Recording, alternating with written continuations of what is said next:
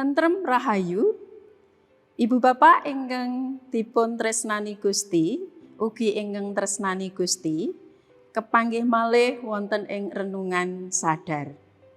Wonten ing dinten Selasa 10 Juni 2020 Minggu Pentakosta, kula Penatua Sunarni saking GKJ Simo Boyolali badhe maosaken pangandikanipun Gusti. Pangandikanipun Gusti kapendhet saking setunggal Korinto kalih ayat 12. Mekaten pangandikanipun Gusti. Kita ora nampani roh jahat, nanging roh kang asale saka Allah, supaya kita padha bisa nyumurupi apa kang dadi sih peparingi Allah kita. Pangandikanipun Gusti wonten ing wekdal menika kanthi jejer roh ingkang saking Allah. Ibu Bapak ingkang dipun tresnani dening Gusti, menapa ingkang wonten ing batos kita nalika mireng tembung pesugihan. Mbok menawi kita lajeng bayangaken tiang-tiang ingkang kepingin nggayuh kasugihan lan numpuk bondo kanthi lampah ingkang ngginakaken pambiyantuning rohing pepeteng.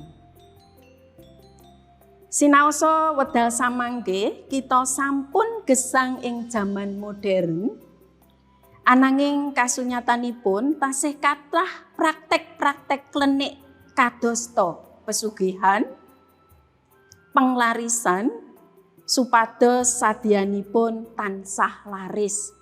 Utawi pengasihan supados tiyang sanes saged kasengsem lan saged kapencut. Tiang-tiang ingkang boten purun rekaos lan kepingin enggal nggayuh pepinginanipun gampil kapilut dening praktek-praktek lenik ingkang kados mekaten.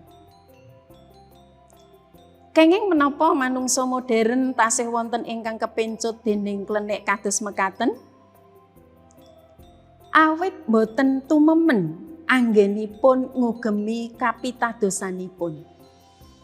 Pramila lajeng kesupen menawi namung Gusti Allah ingkang saged maringi samubarang lan mundhut samubarang malih.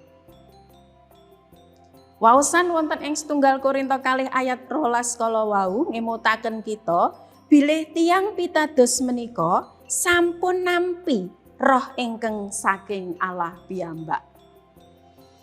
Mila tiyang pitados boten badhe kapincut kaliyan ing jagat ing dhateng kadurakan. Roh ingkang saking Allah piyambak menika roh ingkang nuntun, ngiyataken lan paring kawicaksanan anggenipun ngayahi tanggal jawab ing jagat punika.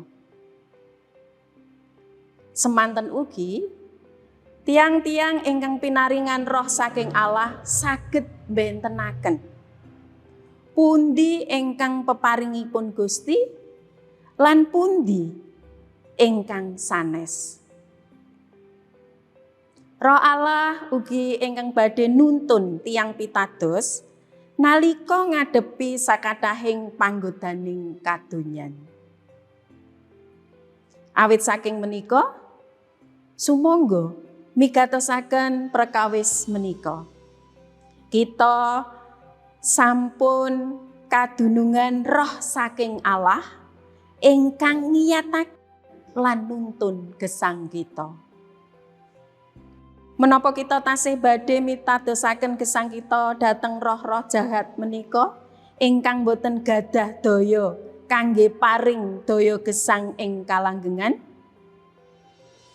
Gusti berkahi kita sedaya. Amin.